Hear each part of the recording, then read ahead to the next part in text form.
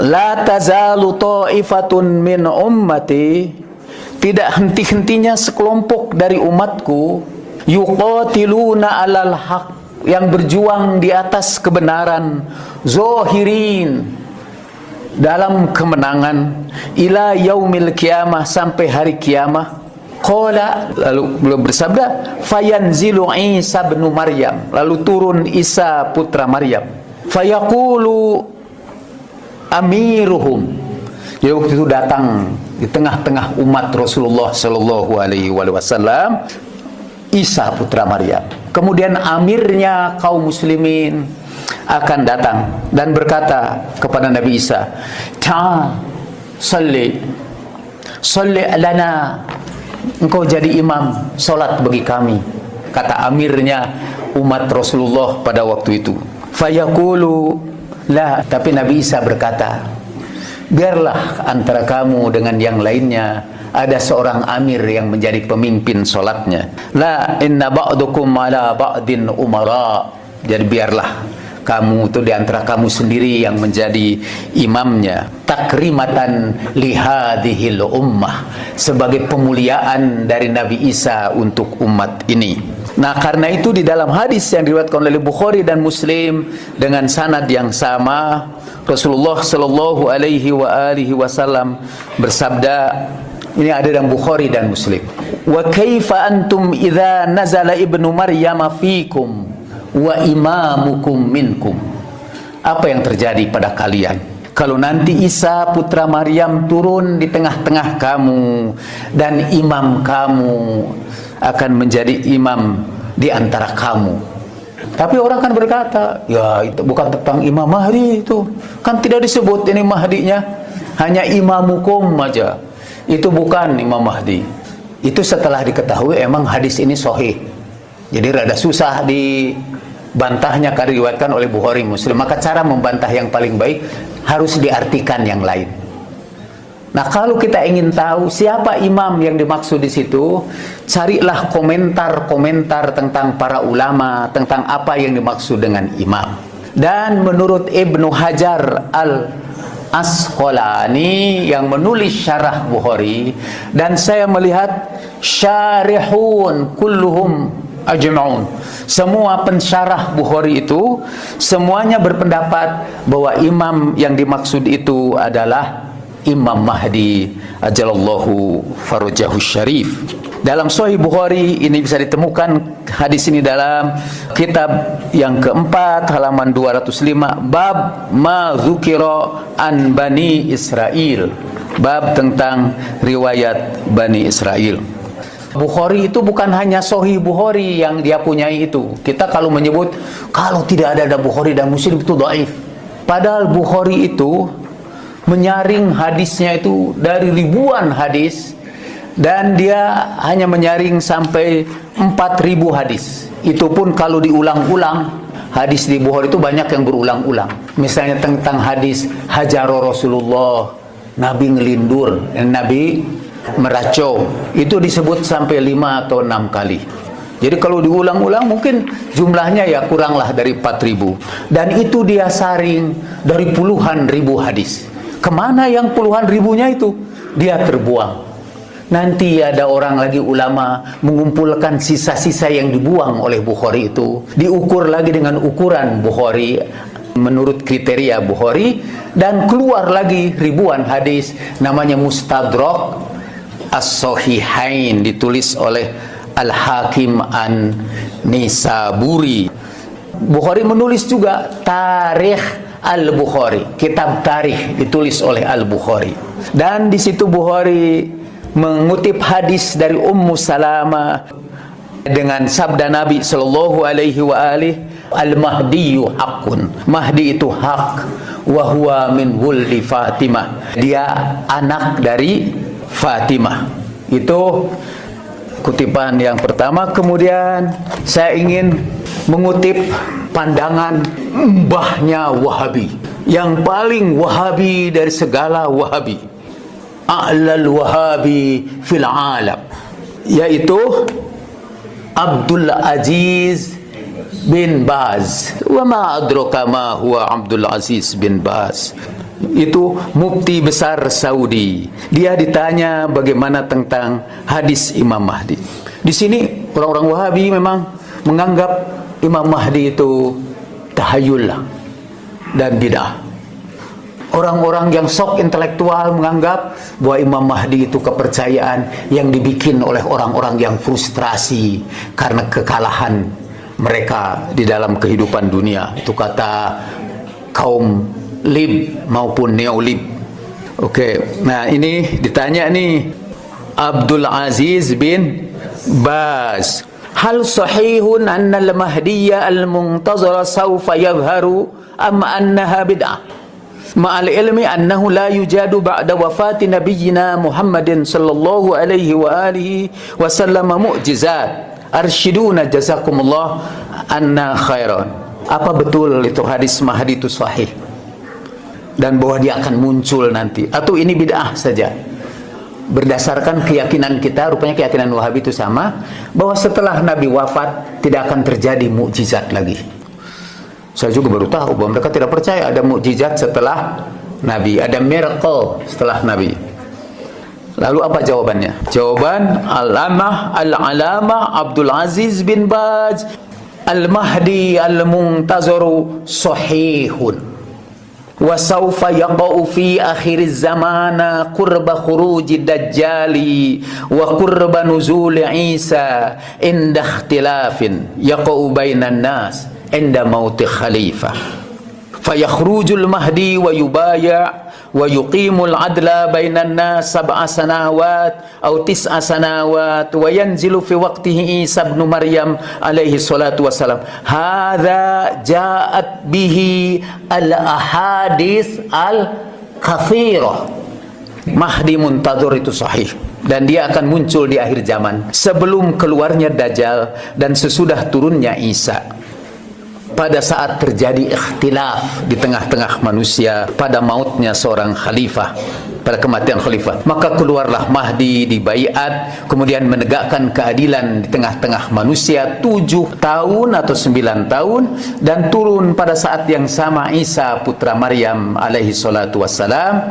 Dan ini datang dengan hadis-hadis yang banyak, hadis katsir. Tentang hadis ini nanti saya bacakan lagi supaya nyambung.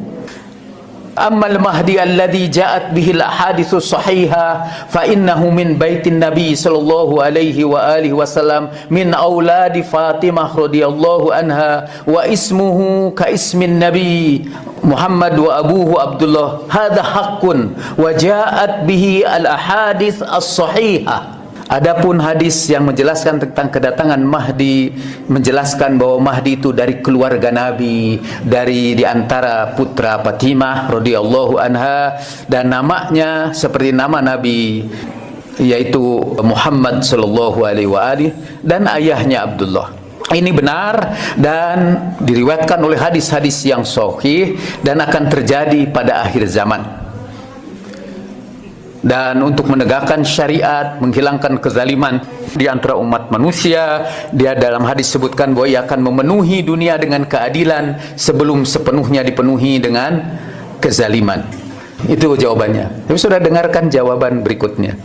Ammal mahdi alladhi yuda'ihi rafidah mahdiyus syiah sahibus sardab fahuwa la asla lahu inda ahli ilmi bal huwa khurafah illa la asasa laha wala sihhata laha. Adapun Mahdi yang diaku-aku oleh orang Syiah itu yang ada di Sardab. Sardab itu apa sekarang? Kita waktu itu pernah ke situ juga. Itu adalah tidak ada sumbernya sama sekali di kalangan ahli ilmu. Mereka mengakui bahwa hadis Imam Mahdi itu sahih, tapi bukan Mahdi yang dipercayai oleh orang Syiah, tapi Mahdi apa? Mahdi yang tidak dipercayai oleh Sunni. Itu mah dongeng katanya, tidak ada dasarnya dan tidak ada kesahihannya. Ini ada sabda Nabi sallallahu alaihi wa alihi. Rasulullah sallallahu alaihi wa alihi wasallam bersabda, "Wa sayati qaumun min ba'dikum." Kepada sahabatnya Nabi berkata, nanti setelah kamu akan datang satu kaum. Ar-rajulul wahidu minhum lahu ajrun khamsina rajulin minkum. Nanti di zaman itu pahalanya seorang lelaki di antara mereka di zaman itu sama dengan pahalanya 50 orang di antara kamu. Jadi nanti akan ada satu zaman, kata Rasulullah, yang pahalanya kaum mukmin di zaman itu nilai seorangnya sama dengan pahala 50 orang sahabat Nabi.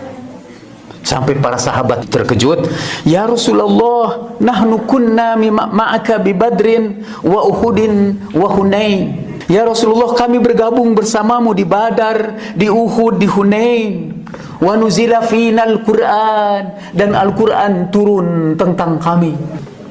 Faqala, Rasulullah bersabda, "Annakum law tahmiluna kama hamalu lam tasbiru sabrahum." Kalian itu kalau mengalami apa yang mereka alami, kamu tidak akan bisa bersabar seperti sabarnya mereka. Kata Rasulullah, dibandingkan dengan sahabat-sahabat Nabi, mereka adalah orang-orang yang menderita lebih dari penderitaan kalian. Dan siapa orang itu? Dalam hadis itu kemudian dijelaskan, man baqiya ala wilayatina fi ghaibati qaimina. Siapa yang tetap berwilayah kepada kami pada saat gaibnya imam kami, a'tahullahu ajra alfi syahidin mithla syuhada'i badrin wahid. Wahidnya kembali kepada syahid. Siapa yang tetap berpegang teguh kepada wilayah kami pada saatnya gaibnya imam kami, Allah berikan pahala sama dengan pahala 1000 orang yang syahid dari syuhada Badar. Dan pada saat kita berkumpul sekarang ini mengisi malam nisfu Sa'ban, malam kelahiran sahibuz zaman Imam Mahdi ajalallahu farjahu syarif, kita ingin bergabung dengan orang yang tetap berpegang teguh kepada wilayah Ahlul Bait salamullahi alaihim ajmain. Dan kita menyaksikan penderitaan para pengikut Ahlul Bait di mana-mana. Ketika Ahlul Bait di Irak, disembelihi di Irak, dianiaya, orang-orang Islam di Indonesia mengumpulkan bantuan keuangan untuk membantu para penyembelih Ahlul Bait. Bukan Ahlul Baitnya yang menyembelihnya, tapi orang-orang yang membunuhi Ahlul Bait. Ketika bom Saudi, Israel, dan Amerika menghujani penduduk Yaman, mereka punya bom yang disebut smart bomb. Orang-orang Yaman itu biasanya bersembunyi di bukit-bukit, sehingga seluruh angkatan perang manapun kalau melalui daratan tidak pernah memperoleh kemenangan di Yaman. Tapi sekarang Amerika karena punya smart bomb itu mengejar-ngejar mereka sampai ke gua-gua. Dan sekarang telah terjadi tragedi kemanusiaan. Indomilk Kids rendah gula lala. Indomilk Kids kini ada yang rendah gula. Gua-gua. Dan sekarang telah terjadi tragedi kemanusiaan, kelaparan, sakit, berbagai penderitaan yang mereka alami yang tidak pernah mungkin dialami oleh para sahabat Nabi Sallallahu Alaihi Wasallam dalam jumlah yang massal. Dan tidak ada suara para ulama di sini yang begitu semangat menjatuhkan fulan ibn fulan, tapi tidak ada satu tetes air mata pun jatuh untuk penderitaan orang-orang Yaman. Bahkan mungkin kita berharap dari para zuriat Nabi Sallallahu Alaihi Wasallam yang kebanyakan datang dari Yaman akan ada satu gerakan besar untuk membela orang-orang Yaman. Tapi tidak ada gerakan besar itu, tidak ada, walaupun mereka berhutang budi kepada Yaman. Kata Said Hasan Nasrullah, kita belajar Islam dari sahabat-sahabat Nabi. Orang Yaman belajar Islam langsung dari Rasulullah Sallallahu Alaihi Wasallam. Kalau kita berbicara tentang Arab, maka Arab kita itu Arab asing semua. Arab yang sejati adalah Arab Yaman, kata Syed Hasan Nasrullah. Dan sekarang mereka mengalami tragedi kemanusiaan. Banyak orang-orang asing sekarang ini dalam video-videonya meminta perhatian dunia akan nasib rakyat Yaman.